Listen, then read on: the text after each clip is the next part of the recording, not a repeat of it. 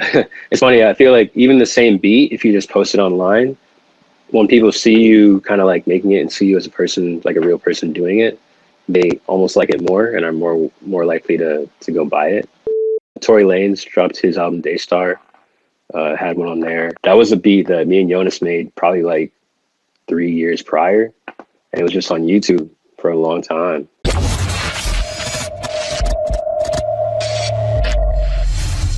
Let's be honest, you're not gonna find these videos anywhere else. Why? Because I make them. So it would really help me out if you subscribe. If you've already subscribed, what also really helps is if you like the video and leave a comment. It's hard in the era of clickbait videos on YouTube and negativity in the producer community, and I appreciate your support. Thank you so much. So given that you're a professional violinist, that got you a unique and pretty amazing opportunity. You actually played on the Lion King soundtrack. Oh yeah, that was crazy. Tell me about that. There's an ensemble that I play with every once in a while called the Matt Jones Orchestra, which is based in Chicago, and the guy who runs it, his name is Matt Jones, and he's a string arranger. So he arranges string parts and composes string parts for different artists, and mostly like gospel, pop, R&B vibes. But through him, there's a connection to Hans Zimmer, who wrote the Lion King soundtrack. And I guess Hans saw a video of an ensemble I was playing with Matt called the Recollective Orchestra, and wanted us to join the sessions for the Lion King. So we got to sit in and plan the soundtrack, and it was a really crazy experience, like getting to play on something so big, So that was super fun. Yeah, what was that like? I mean, because you were in the ensemble playing, but that must have been different given that they were recording you. I'm just curious to see how that looks in terms of the recording setup. Yeah, so I mean, it's wild. Like, you're talking, super high budget movie, so they got mics everywhere hanging from the ceiling. There's like probably 150 people in the orchestra, maybe even more. It was a giant orchestra. You have like 8 French horns instead of 4, probably like 45 violins, and they have the movie playing in the background so that the conductor can like line the music up with the movie. There's a bunch of people in the studio doing the engineering, doing the sound. It's like a very, very massive undertaking.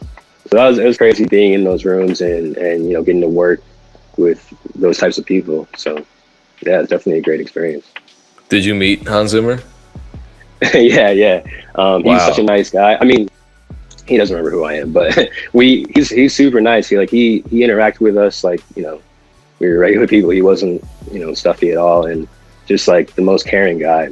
And yeah, the first interaction I had with him was actually when I pulled up to the studio. I was trying to figure out where I was going, and then I like bumped into him. When I turned the corner, I was like, oh my God, like, it's Hans Zimmer. He's like, hello, it was an English accent, but yeah, he was around all the time. And a lot of other people were there too, just kind of popping in and seeing what's going on, because we were at one of the big lots where there's a bunch of different, movie sets and stuff going on. So crazy people were just popping up. Like Pharrell was back there one day. Can't remember who else, a couple other actors. Like Don Cheadle was randomly checking out what was going on. So it was crazy, like being in that environment.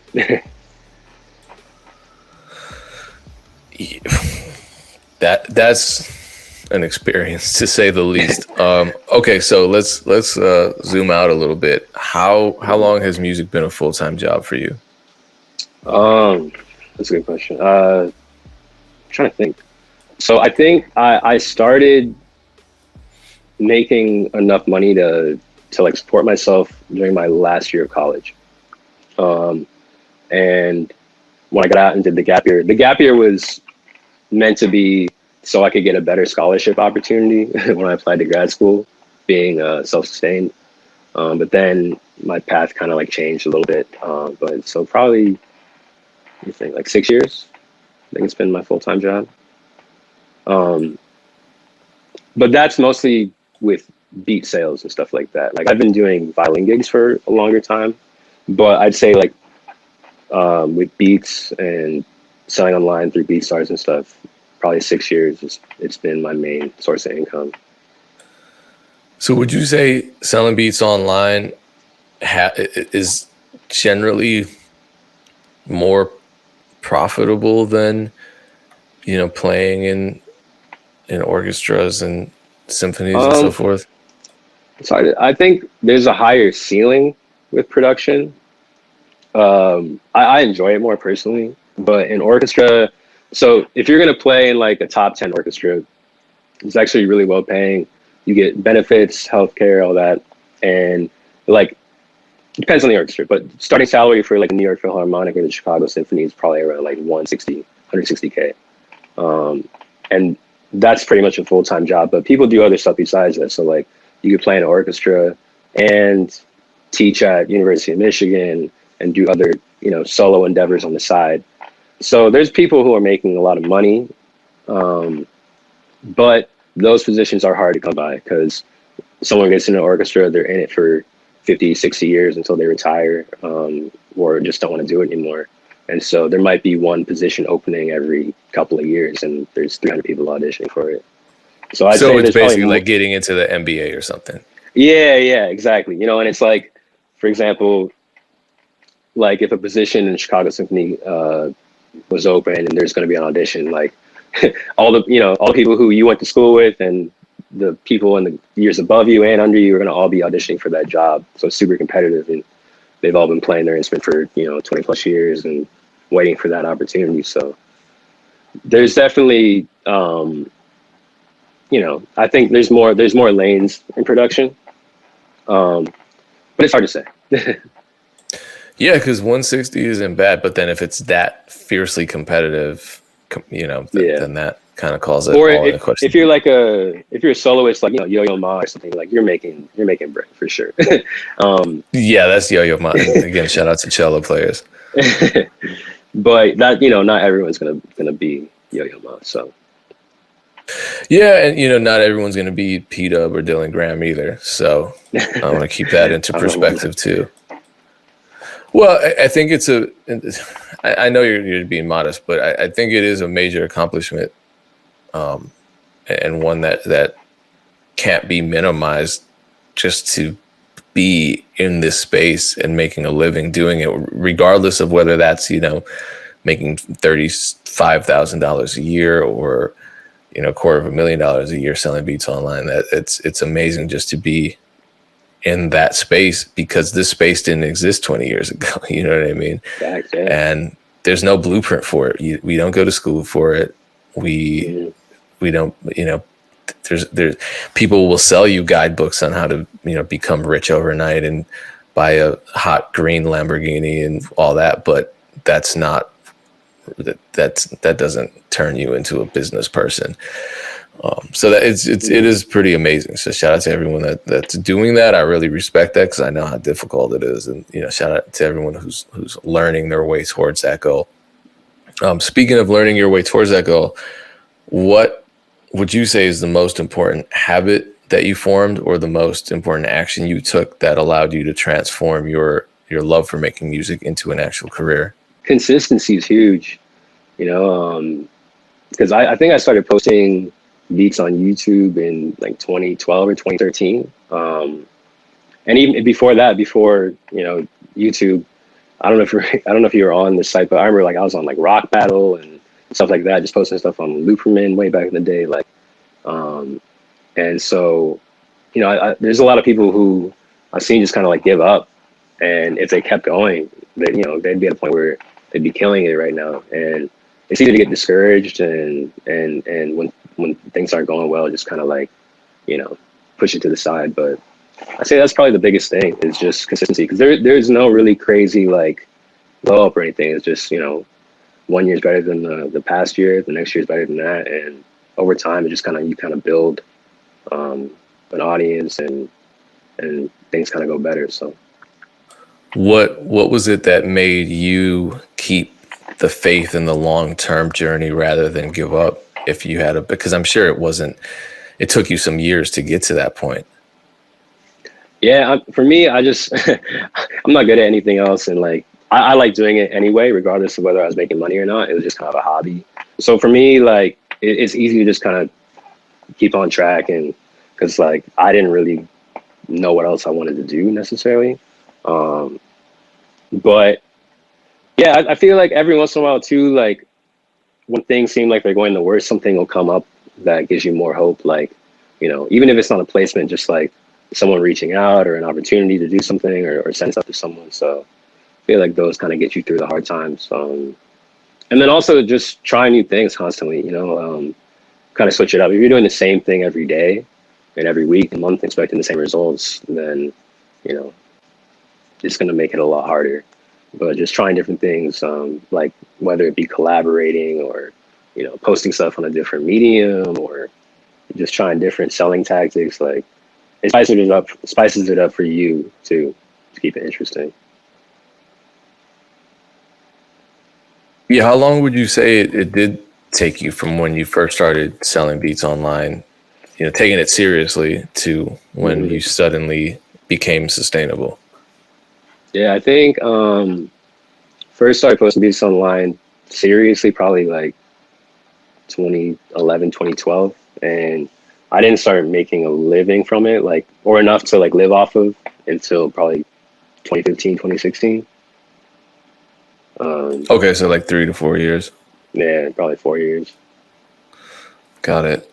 Yeah, I want to talk more about that. Where would you say most of your sales come from? Like, what's your biggest traffic source?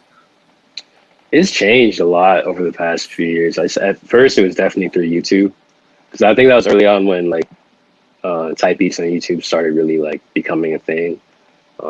So a lot of the traffic was through YouTube to my site or BeatStars. I guess it was my Flash store back then, like Airbit now. But now it's hard to say. Like it's probably a third from YouTube, probably like a third from BeatStars, and then maybe like a third from Instagram, just like talking to people on Instagram. But yeah, it's kind of a mix of a bunch of different things. How do those conversations on Instagram start? How do they lead to sales? You know, how do you navigate those interactions so that, you know, you are actually closing these sales? Yeah, I mean, there's a few different types of conversations, but a lot of them just start honestly with just talking to people. You know, like I think this is one thing I don't know if I want to say like I got better at, but just like was more open to lately is when people reach out, you know, just talking to them. You know, if they're showing love, just talk to them. It's easy to like get overwhelmed with messages sometimes, and you know everyone's busy, but yeah, a lot of, like just genuine relationships. You know, you never know what they're gonna lead. Like if someone hits you up and says they like your stuff, and you just say thank you and, you know, initiate a conversation. You never know, in like 6 months they might be trying to get something made for them specifically, or they might hear a beat they like and like reach out to you about it. I say like the second most conversations I have is someone wants something specific, like a custom beat made. They'll hit me up and then I like talk to them about that and, you know, what they're looking for. But yeah, I say just, you know, the more people you talk to, the more context you have, the more likely people are going to shop with you. So let me ask you this, and is another factor, and from my perspective, you know, I'm over here. I think I first heard your beats when Ted Park recorded to one of them. Shout out Ted. Yeah. And that was like a good 4 or 5 years ago. So I've always known your beats to be good. I'm guessing they weren't always what you would consider good. How did you improve them over time? Because that's not an easy task. Yeah, no, it's crazy. Like honestly, like I mean, I still don't really love all my beats that much. I feel like it's constantly like trying to grow and evolve. Because I mean, there's so many talented people out there nowadays. It's like the more you listen to stuff, the more you're gonna push yourself. And I'd say early on when I first started, coming from the orchestra background, like I would just add so much shit in the beat and try to like make it as complicated as possible, which was like probably the worst thing I could have done. But the more you like keep your ears open and listen to other people, listen to other styles of music, like go back. I like to listen to old records too from different eras and just like hear what makes a classic sound, you know, and try to see how that fits into my own sound. And it's constantly like test your ears, and try different things too, you know, like you're going to try a bunch of stuff. Some of it's going to sound horrible. Some of it's not. You're going to figure out what sounds horrible, what works for you, what doesn't. I feel like I'm still figuring that out, really trying to find my own sound. But yeah, no, like the beats I was making like 10 years ago. Oh my God, like trash. Some people might like them, but for me personally, like it's definitely a journey. All right, here's a question that I would hate to have asked of me. Sorry in advance. You mentioned, listening to old music and trying to figure out, what the classic sound is. And a lot of people, I do a lot of feedback and beat and song criticism sessions, and I'll hear music that sounds really locked into an era. And there's such thing as a current sound, but as you said, there's also such thing as a classic sound. What is a classic sound? Well, in all of your analysis, listening and everything over time, what would you say factors into creating or achieving a classic sound? I mean, I still don't really know. I'm still trying to figure it out, but I think that I've noticed I gravitate towards a lot of producers who have like their own sound. Like they have a way of, when they make something, it's them even before you've seen the credits, regardless of like what year it is. Like I think Kanye is a good example of that. Like his production, if you go through his albums and discography, like like you hear a track and you know it's him, that like he made that beat. I think Pharrell's kind of the same in that aspect. But I think live instrumentation for me like is so timeless that I think a lot of tracks that have some sort of element of that makes it easier to kind of not get the stamp of like this is dated. But also I think too, just more so when the sounds are the same and it's kind of hard to tell who made it. You could like name 10 artists and they all could have made that song. It makes it more susceptible to like being locked into a certain era, if that makes sense. You know what I mean? So yeah, I don't really, it's hard to answer that, sorry. But yeah, I think like being unique in a way that's able to be like consumed by the mainstream, I feel like is what I found like stands the test of time. And also there's a simplicity in a way to a lot of stuff that seems kind of classic in my point of view. Like that's one thing I like about a lot of Kanye production is like there's a lot of stuff going on, but it's still like kind of simple in a way. Like a lot of times he'll be like rapping over like like a one instrument or two instruments. Like and it might switch up a lot. There might be different stuff going on in the arrangement wise, but like I don't know. It's got to be easy enough to grasp onto as well, I find. Yeah, it's hard to resist wanting to just keep adding and keep adding and keep adding, especially if there's no one in the room to tell you to stop. Yeah, for sure. That's huge, honestly. Yeah, it's like when you're with artists, I've learned quickly, like my instincts will tell me to keep adding stuff, but like an artist will be like, "Oh, the beat's done," like stop. Yeah, because they might start rapping. Like, let me record, and you haven't even added the bass line yet. So it kind of goes to show you how little you really have to do to convey a feeling from that beat that impacts someone enough to make them want to write to it. So I think it's good, to be in these sessions if you can. I know things are complicated now with the pandemics and a lot of these sessions in person, and they're not really possible for everyone, but if you can be safe and do it safely somehow, or even do it remotely, then I think it can help improve a producer's process. So I had a question and I want to add on to it, but someone asked, I don't know who it was, someone asked how many beats, yeah, here it goes. How many beats per day does Dude do? I guess you're Dude now. Yeah. It really depends. I think I go in like streaks of being really productive and streaks of just kind of like living my life. If it's like a couple weeks span where I'm doing a lot of stuff, I'll probably make like maybe 2 full beats, 2 or 3, and then I make a lot of like just like melodies and I guess you call them loops now. I like collaborating a lot, so I'll just start a lot of different ideas, maybe like 5 or 6 a day, and then do 2 finished beats, and send ideas out to other people and see what they have to add in them. But yeah, that's probably like on average if I have a full day of just kind of like making stuff. Okay, Busy Works wants to know if you would ever have your own artist. I'm assuming that like a signed sort of structured deal, like a production deal or something, or I don't know.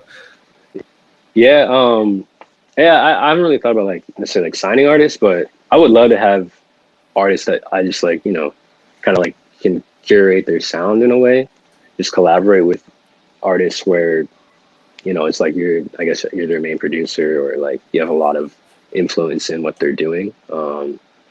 Maybe someday, it could be more structured out, like signing artists and stuff like that. But I guess to start out, yeah, I'd love to like find a few artists that I just really, really want to work. I guess for me, it's vibes really important with it. Like, there's so many talented people, but it's sometimes, people are busy. Sometimes it's hard to really connect and get on the same page about things. But yeah, for sure, definitely want to do that type of stuff. So to continue the conversation about productivity, how many beats would you say you upload a week? Are you on a strict schedule? No, I probably should be. I've experimented a lot. Like there'll be months where I'll upload every day for a month. Then there'll be months where I'll upload like 2 times in a month. Depends on the schedule too. Like I'm gonna be playing an orchestra tour starting at the end of this month for about 5 weeks.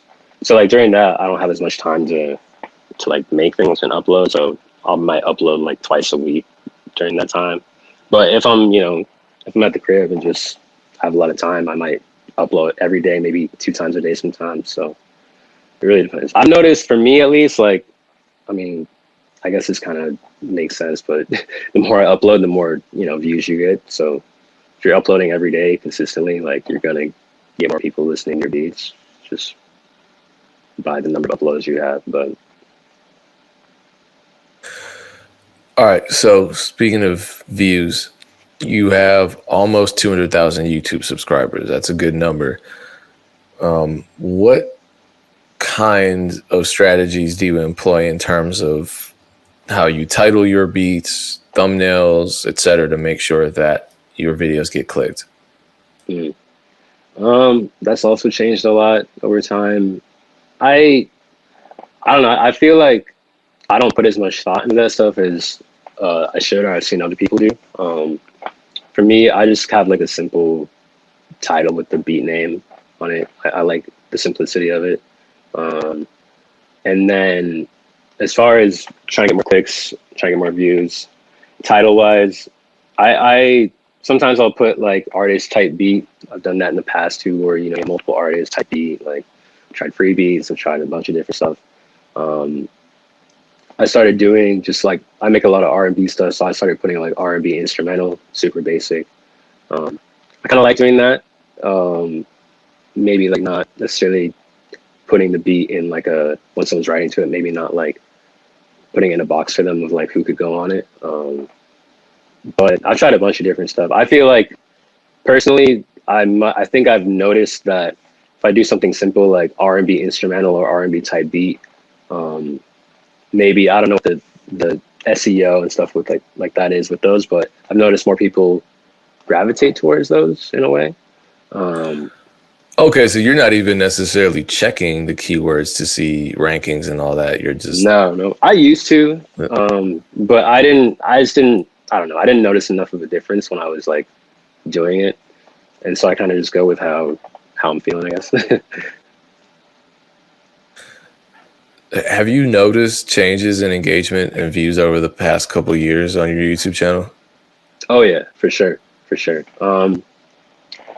I think like a few years ago, there's definitely more engagement, more view, maybe not more views, but more engagement on videos.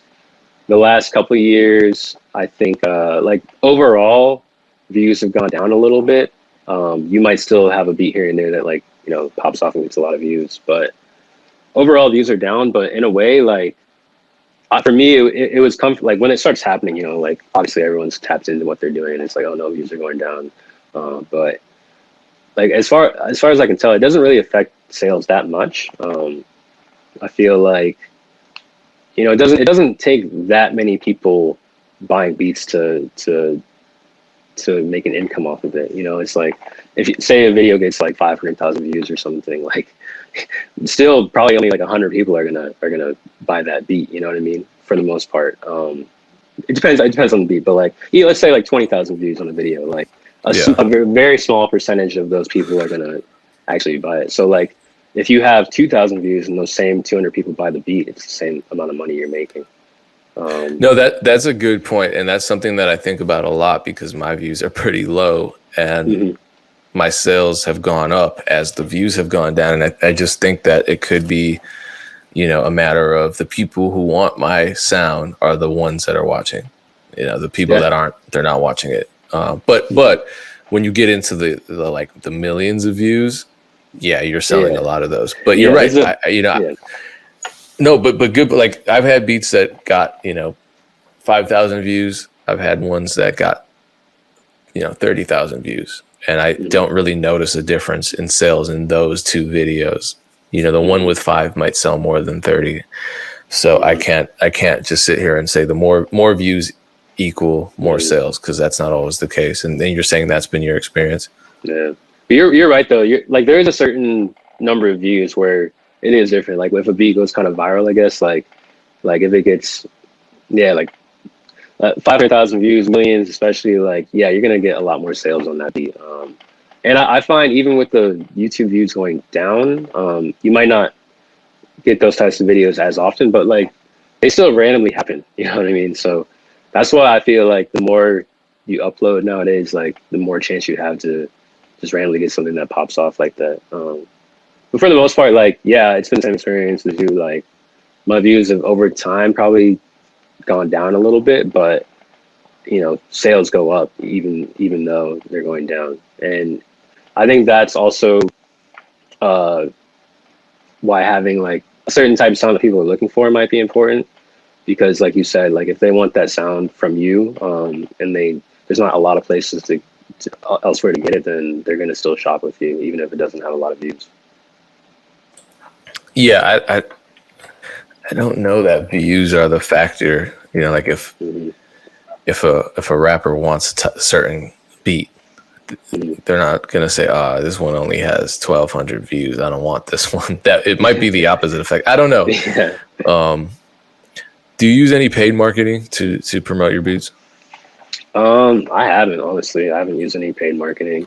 I've used Facebook ads. I've used it sometimes for like if I'm promoting like a video of like, I'm trying to think, like maybe like not necessarily like a beat, but like a video on Instagram or something that I'm trying to promote for like a song coming out or something like that. But I've never really used it for beats, no. Okay. Do you use email marketing? I used to in the past. I want to get back into it more. It's something I think I should definitely be doing more, but I haven't done much of it. For me personally, like I don't think I found a way to do it where I don't feel like I'm like annoying people. But I've heard a lot of people say it works, so I want to definitely try it again. But yeah, it works. Do it. Okay. BeatStars makes it easy with the integrations. Yeah, so I mean, are you reaching out to artists, or is it really just a matter of people coming to you because of your consistency and the momentum that you've created over the last, 6+ years? It's a little bit of both. The way I reach out to artists is mostly if I'm just like, I want to work with them. And sometimes that turns into sales. Sometimes even what I used to do, like I was working with some local artists where I was from, and I was trying to get features for them. And, you hit people up asking for features, and, you're offering to pay up front. And a lot of times when they hear the beat, they just want to work in general, and then they'll paying you for beats. So that's definitely happened. So a lot of reaching out to people, but then also to like, just, from the YouTube channel and things like that, people have reached out and asked for production. I'd say, Also, like using like TikTok, Instagram has helped a lot with people finding my beats. Just making videos of like cooking up different things gets a lot of eyes in my direction. So for you, is there an SEO strategy for all that, or is it just you're making good content that people like, and that is what brings eyes and ears over to you? It was kind of just like I wanted to just try something different and put different types of things out than I had done before, and people just kind of like naturally found it. I wasn't really like doing a lot of SEO stuff, but yeah, because the videos look. I mean, you're filming them with some kind of nice camera, and the lighting is good, and the sound is good.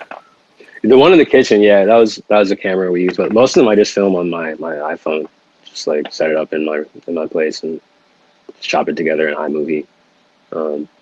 But I do think like people, it's funny. I feel like even the same beat, if you just post it online, when people see you kind of like making it and see you as a person, like a real person doing it, they almost like it more and are more likely to go buy it. Because I don't know, it's like they see the time that was put into it or something like that, but they hear it differently with those types of visuals for sure. I've noticed. Yeah, it personalizes it. So, and you're one of those people whose brand is definitely connected to themselves as a human. In other words, we're seeing your face, we're seeing you play instrumentation, we're seeing you make the beats in the studio. It's not a mystery, and maybe that allows people to feel more connected to the music. Yeah, maybe so. In terms of just selling beats online in general, in your experience, what would you say is the most powerful marketing tool out of all the ones that you use? Let me think about this real quick.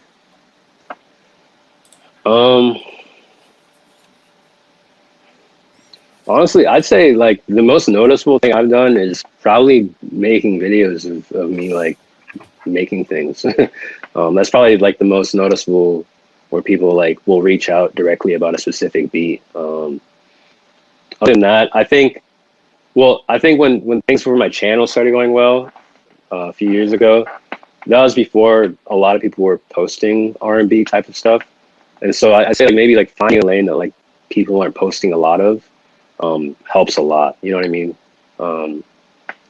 Because if something's too oversaturated, like it doesn't matter how good it is, people aren't going to find it. Yeah, someone mentioned that earlier. They said Pdub and 30 Hertz are just killing the R&B lane. And yeah, there aren't that many. I mean, there's you, 30 Hertz. Nowadays, there's a lot more people who are making dope R&B beats and like posting a lot and killing it.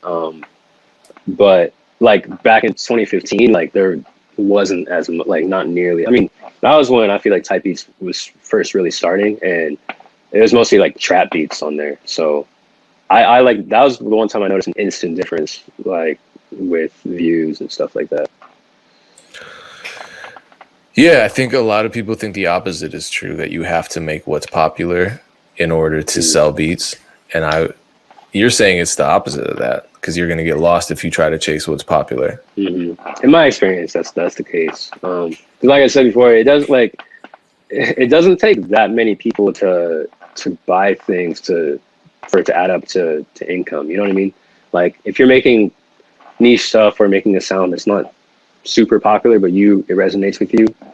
If you have 100 loyal people riding with you with that sound, like you're gonna do way better than if you're just trying to like fit into what everyone else is doing, I think. But I don't know. It depends.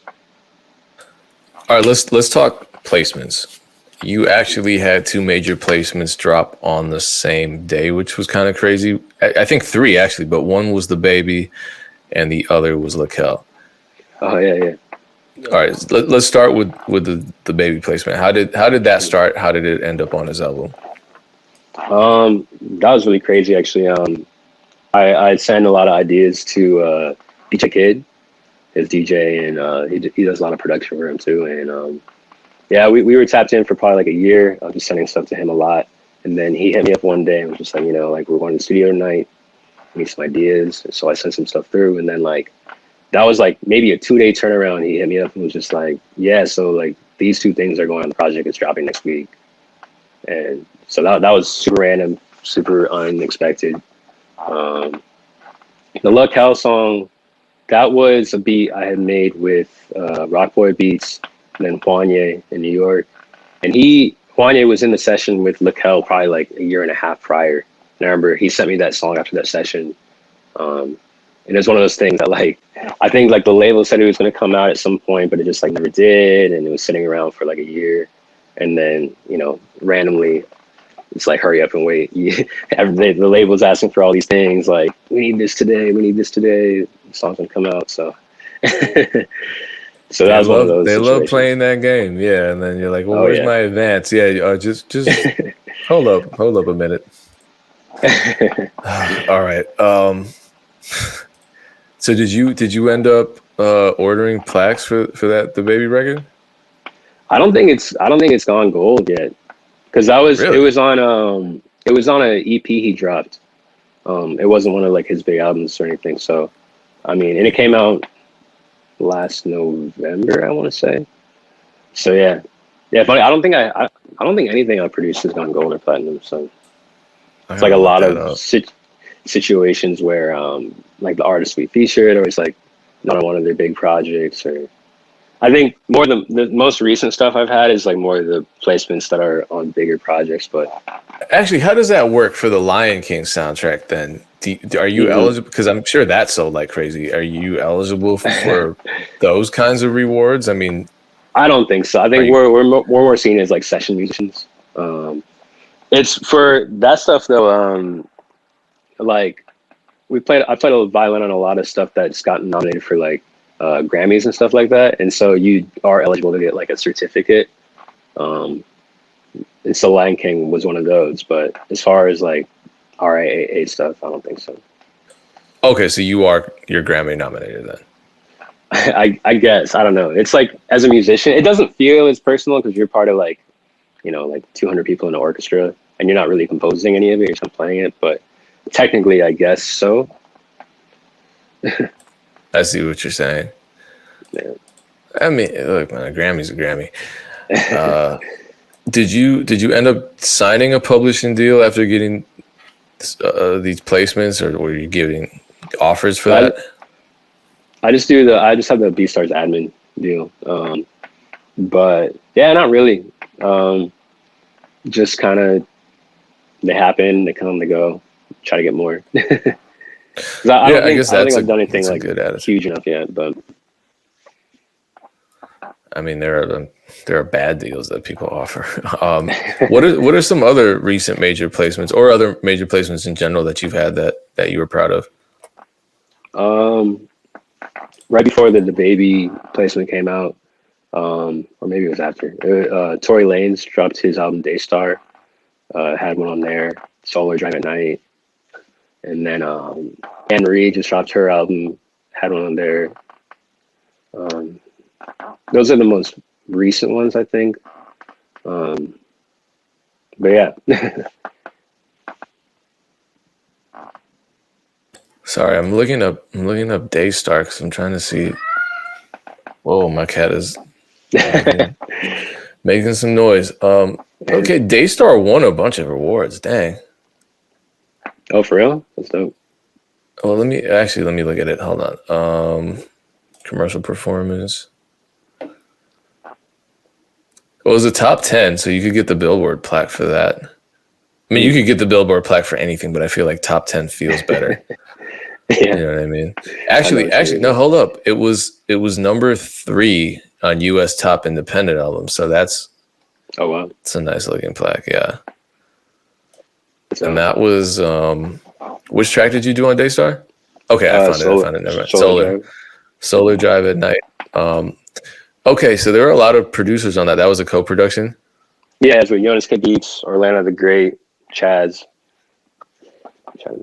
How did that work? That's always interesting to me, how something comes together with so many other that was another super last minute thing. I feel like everything in my experience has been kind of like that, where that was a beat that me and Jonas made probably like 3 years prior, and it was just on YouTube for a long time, and yeah, like we never sold it. And one day just got like a random DM, I think. And they were like, yeah, like, you know, we're finishing up this Tory album and he recorded to it. And like, is it okay if we, you know, have it for the album? And that was probably like a week before it came out. So that was a YouTube beat. And it was a YouTube beat that didn't sell. Okay, this is funny to me because I had Iceberg on recently, and his Pop Out went 6 times platinum. It's a hit. That's crazy. He said that beat was on YouTube as well for a while, and it didn't sell. And all of a sudden, it's the biggest record for him, for JD, for Lil TJ, for Polo G. Huge. I don't even think, Rap Star is a huge hit for Polo G, but I don't think it's gone 6 times platinum. So that's wild. A YouTube beat that doesn't sell becomes this massive hit and changes everybody's lives. That's crazy, right? Yeah. I mean, yeah, the beat we made, like, I remember like people were buying it. It's not like it wasn't selling at all, but I remember Jonas was saying, he's like, yeah, I don't know, I have a good feeling with this one. You shouldn't sell exclusively. I mean, it worked out. He was right. Yeah. I'm glad you did. What kind of advice would you give producers who are watching this who want to get major placements? Yeah, it's definitely like its own type of game. I feel like, I mean, you probably know you have a lot of placements, so it's like different than just kind of creating for yourself. It's to really have an artist in mind, and like in my experience, like artists really do like a lot of space and beats. They like I don't want to say simple stuff, but like you gotta be able to envision like an artist going over something. But I say collaboration is huge. It's probably what's worked best for me. Is like just the more people you're working with, the more chances you have of someone in other circles than yours hearing it. So yeah, whether it's like sending ideas to other people or linking in the studio or any type of collaboration, just put yourself out there and you never know like whose hands it'll get into.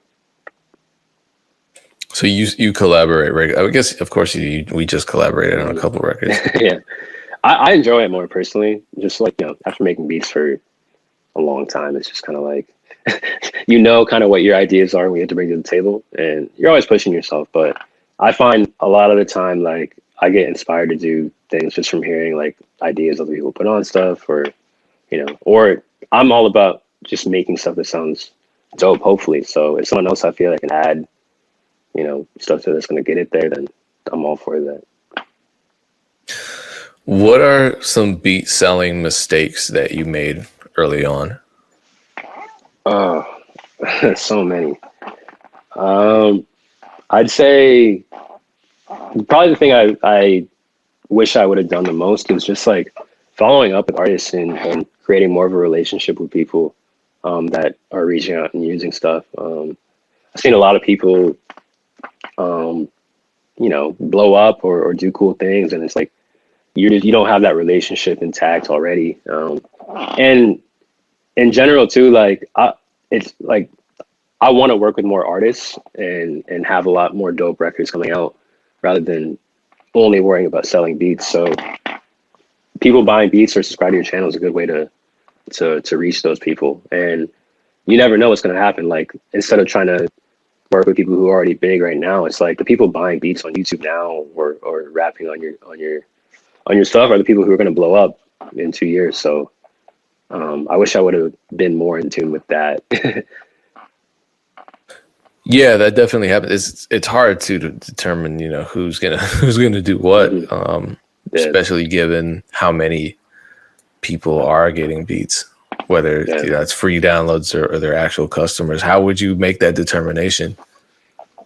I mean, I feel like, like you said, it's impossible to really know, but I just trust my instinct. Like if I hear someone who I think is dope, like I want to try to like keep that connection with them. Like, I mean, the best example I can think of is, I think it was Roddy Ricch's like first music video he ever posted on his channel, but like he used my beat for that. And I remember seeing it like a couple months after it came out, just cause like he had my producer name in it. So I found it on YouTube and I didn't know who he was at the time. He wasn't like, it was like his first song or something. So I was like, this is dope, like it's a dope song. You just sitting on it. And, I wasn't thinking like, oh, I should reach out and just kind of work more or anything like that. And then a couple years later, you know, when his tapes were dropping, I was like, this name looks so familiar. Like, and then I realized it was the same person, you know, and like that's happened enough times with different people. And then just, yeah, like the more you make stuff, you realize you want to make dope records, you know, you want to make songs, you want to make classics. So I feel like I'm more in tune with that type of stuff now. And just, if it sounds good and I'm vibing with it, regardless of whether they're going to blow up or not, I just want to like keep in touch with them. Did you try to reach out to Roddy Ricch? I mean, I think I tried to, but at that point it was already too late. It was when Die Young came out, and he was already kind of like, oh, okay, yeah. But yeah. Have you? A bunch of people keep asking about BeatStars promo. Have you ever tried using BeatStars promo? I think I tried it once, but I don't really use it. I tried it once. It kind of, I don't know if anyone bought anything. I don't know if it worked or not, but it's another thing I'll probably try doing more of in the future. But yeah, I feel like with anything, it's just got to be something that you use often. Yeah, just like with Facebook ads and stuff. Yeah, I think with everything, it's just anything can work. You know, AdWords works, Facebook ads works. You just have to do it the right way and over time. Okay, last question. I have other questions, but we're running out of time. So the last question: how do people check out your content? How do they follow you? How do they connect with you? Sure. You can follow me on Instagram at Pdub Cooking. I think my Twitter handle is the same, but I don't really use Twitter that much. My YouTube channel is Pdub the Producer. And then I have a second channel I started where I kind of do more like cook up videos and stuff. It's Pdub Cooking. But yeah, that's about it. Okay, well, I guess we can ask this one last question because hopefully it's a short answer. What do you, if anything, what do you put on your master channel when you're finished making a beat?